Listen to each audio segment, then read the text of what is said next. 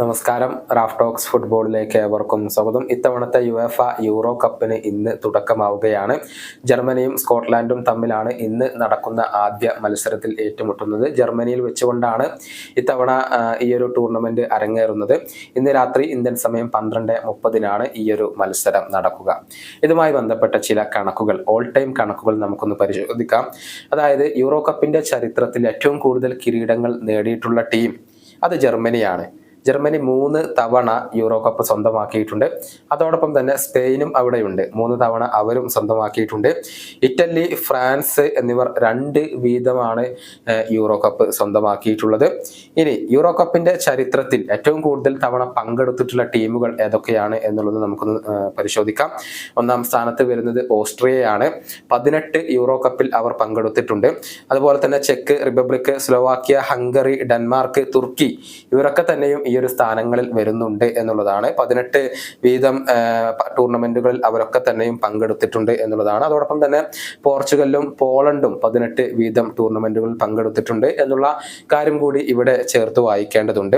ഇനി ഏറ്റവും കൂടുതൽ മത്സരങ്ങൾ കളിച്ചിട്ടുള്ള ടീം അത് സ്പെയിനാണ്. 179 മത്സരങ്ങളാണ് യൂറോ കപ്പിൽ സ്പെയിൻ കളിച്ചിട്ടുള്ളത്. ഇറ്റലി 2-ാം സ്ഥാനത്ത് വരുന്നു, 171 മത്സരങ്ങൾ. 3-ാം സ്ഥാനത്ത് ചെക്ക് റിപ്പബ്ലിക് വരുന്നു, 169 മത്സരങ്ങൾ. ഇനി ഏറ്റവും കൂടുതൽ മത്സരങ്ങൾ വിജയിച്ചിട്ടുള്ള ടീം അതും സ്പെയിൻ തന്നെയാണ്. 118 മത്സരങ്ങളാണ് സ്പെയിൻ വിജയിച്ചിട്ടുള്ളത്. തൊട്ടുപിറകിൽ നെതർലൻഡ്സും ജർമ്മനിയും വരുന്നു. 103 മത്സരങ്ങൾ വീതം അവർ വിജയിച്ചിട്ടുണ്ട്. അതുപോലെ തന്നെ 4-ാം സ്ഥാനത്ത് ചെക്ക് റിപ്പബ്ലിക് വരുന്നു. 100 മത്സരങ്ങളാണ് അവർ വിജയിച്ചിട്ടുള്ളത്. ഇറ്റലി 99 മത്സരങ്ങളും ഫ്രാൻസ് 95 മത്സരങ്ങളും വിജയിച്ചിട്ടുണ്ട്. സമനില വഴങ്ങിയ ടീമുകളുടെ കാര്യത്തിലേക്ക് വന്നാൽ 1-ാം സ്ഥാനത്ത് ഇറ്റലിയാണ്, 48 സമനിലകൾ അവർ വഴങ്ങി. 2-ാം സ്ഥാനത്ത് റൊമാനിയ 46 സമനിലകൾ. 3-ാം സ്ഥാനത്ത് അയർലൻഡ് 43 സമനിലകൾ. 4-ാം സ്ഥാനത്ത് ഫ്രാൻസ് 40 സമനില. ഇംഗ്ലണ്ട് 5-ാം സ്ഥാനത്ത് 39 സമനില. ഇനി ഏറ്റവും കൂടുതൽ പരാജയങ്ങൾ ഏറ്റുവാങ്ങിയ ടീമുകളുടെ കണക്കിലേക്ക് വരുമ്പോൾ മാൾട്ടയാണ് 1-ാം സ്ഥാനത്ത് വരുന്നത്. 102 പരാജയങ്ങൾ അവർ ഏറ്റുവാങ്ങിയിട്ടുണ്ട്. ലക്സംബർഗും അവരോടൊപ്പമുണ്ട്, 102 പരാജയങ്ങൾ. 88 തോൽവികൾ ഏറ്റുവാങ്ങിയ സൈപ്രസ് 3-ാം സ്ഥാനത്ത്.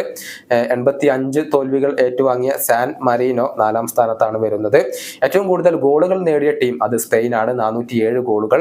356 ഗോളുകൾ നേടിയ നെതർലൻഡ്സ് 2-ാം സ്ഥാനത്ത്. 345 ഗോളുകൾ നേടിയ ജർമ്മനി 3-ാം സ്ഥാനത്ത്. 331 ഗോളുകൾ നേടിയ ഇംഗ്ലണ്ട് 4-ാം സ്ഥാനത്ത്. 329 ഗോളുകൾ നേടിയ ഫ്രാൻസ് 5-ാം സ്ഥാനത്ത് വരുന്നു. അതുപോലെ തന്നെ ഏറ്റവും കൂടുതൽ ഗോളുകൾ വഴങ്ങിയത് സാൻ മരീനോയാണ്, 371 ഗോളുകൾ. 2-ാം സ്ഥാനത്ത് ലക്സംബർഗ് 340 ഗോളുകൾ. 3-ാം സ്ഥാനത്ത് മാൾട്ട 335 ഗോളുകൾ. ഏറ്റവും കൂടുതൽ റെഡ് കാർഡുകൾ വഴങ്ങിയിട്ടുള്ളത് അൽബേനിയയാണ്, 14 റെഡ് കാർഡുകൾ അവർ വഴങ്ങിയിട്ടുണ്ട്. 12 വീതം റെഡ് കാർഡുകൾ വഴങ്ങിയിട്ടുള്ള മാൾട്ട, മാൾഡോവ, അസർബൈജാൻ എന്നിവർ തൊട്ട് പിറകിൽ വരുന്നു. ഇതൊക്കെയാണ് ഇപ്പോൾ ഓൾ ടൈം സ്റ്റാറ്റസ് ആയിക്കൊണ്ട് വരുന്നത്. ഏതായാലും ഇത്തവണത്തെ യൂറോ കപ്പോട് കൂടി ഈ കണക്കുകളിലൊക്കെ മാറ്റങ്ങൾ സംഭവിക്കാൻ പോവുകയാണ്. ഈ വീഡിയോയുടെ അവസാനിപ്പിക്കുന്നു. കൊണ്ട് കാണാം.